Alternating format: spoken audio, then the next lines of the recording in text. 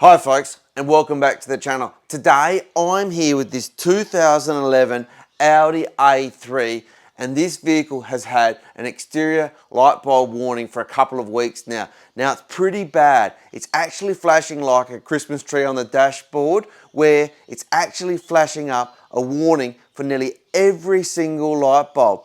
As the car tries to use them, it flashes the warning up. So to start with, as soon as you start the vehicle, it runs through all the normal daytime running lights. Then as soon as you put the vehicle in reverse, it pops up and says the rear exterior bulbs are blown. And then when you're driving down the road, as soon as you indicate, it throws errors for those light bulbs as well. So I've been thinking there's a major problem with this vehicle, but I've found a really simple solution to it. So I'm going to share that with you today. Now, just for information, this Audi A3 is actually very similar to your Golf Mk6 GTI. So this video is actually going to apply to all your Golf Mk6s as well as your little Audis. So let's get into it. So the interesting thing about this vehicle, whilst it was flashing exterior light bulb failures on every single light bulb of the vehicle up on the display, there wasn't actually a single light bulb that I could find that was blown. So the first thing that you're going to want to do surely is plug in your scan tool. So I love my iCarsoft CR Pro Plus. Made plenty of videos on this in the past. You can check out the playlist on those. But let's plug it in now and let's check out the warnings which the scan tool has thrown for this specific vehicle. So the iCarsoft CR Pro Plus scan tool plugged into the vehicle. It really is simple to use. You can see I've started the vehicle so that we get all of the systems up, and it's then just a matter of selecting diagnostics,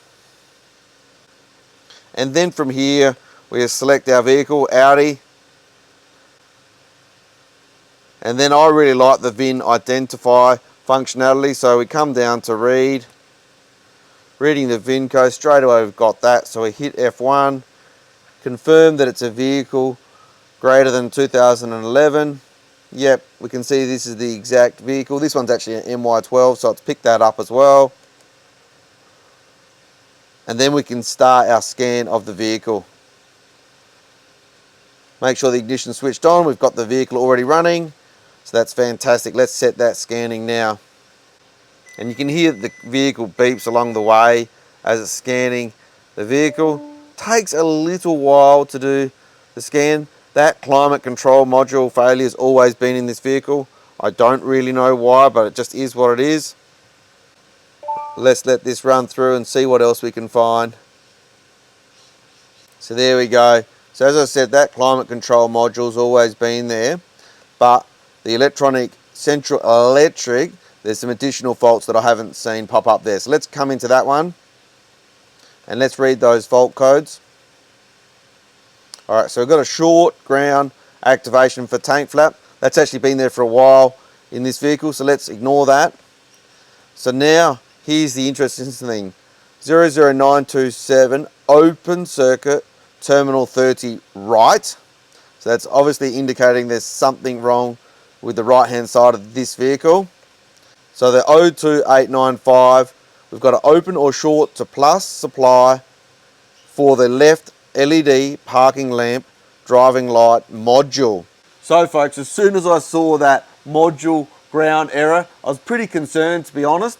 But the thing is, all of the lights are actually working in the vehicle, to the exterior of the vehicle, and it's just throwing up warnings. And the interesting thing about the scan is actually mixing up errors on both the right and the left side. So I thought to myself, to me, it's probably not actually a faulty module, but it seems like it could be a grounding problem somewhere in the vehicle, or perhaps even a fuse. So straight away, I've pulled out the owner's manual for the vehicle and I've had a quick look at the fuse diagram. I'll show you what I found there. So looking in the vehicle's manual, you can see here that I've come to the fuses on the left side of the engine compartment, and looking down the list of fuses, we've got the control unit for the gearbox, battery voltage, ESP valves, control unit for the gearbox again.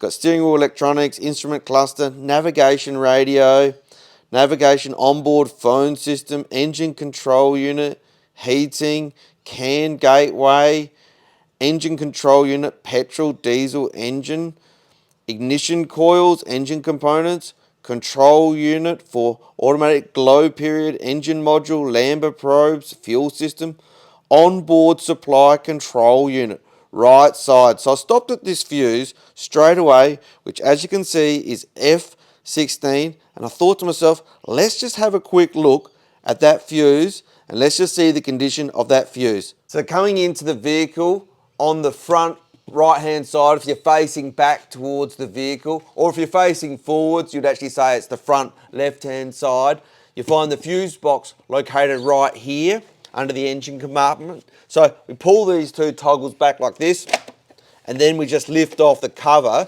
just like this to get to the fuses in here. So looking in at the fuse box, I'm not sure if you can see on the camera or not, but you can see quite clearly that the fuses are labelled within the plastic holder, and we can see that F16 is this front 30 amp fuse right up here. So we'll pull that fuse out,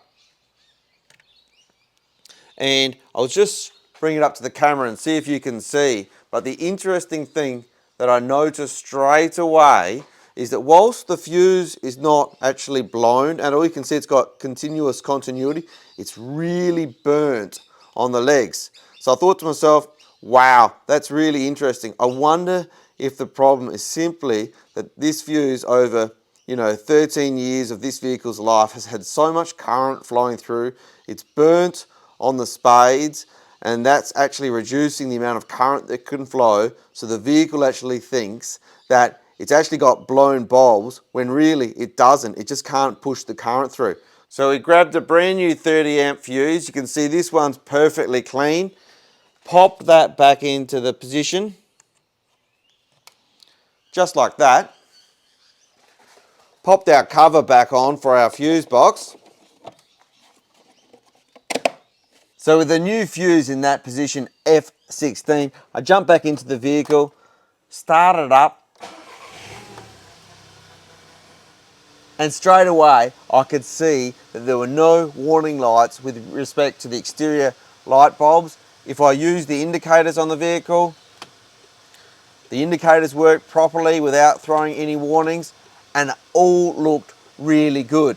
So let's have a look at our scan tool again. So with our scan tool, we come down to clear fault memory. Do you want to clear all the fault codes? Yes. Erase operation done. Let's come back in and read our fault codes. No fault codes found, as expected. So let's now come back and let's see if we can exit out of here. Let's do a control unit scan again.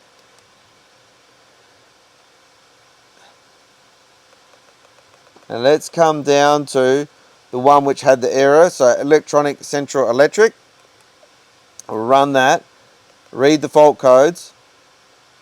No fault codes found, so fantastic. So as you saw, no fault code found there on our iCarsoft when we rescanned that module, which had previously thrown those new faults related to those exterior light bulbs being out. So there you go, folks. We had this issue with this 2011 Audi A3 where the vehicle was reporting every single light bulb as not working. And what we've found is it actually had a burnt fuse at position F16, but it wasn't actually blown.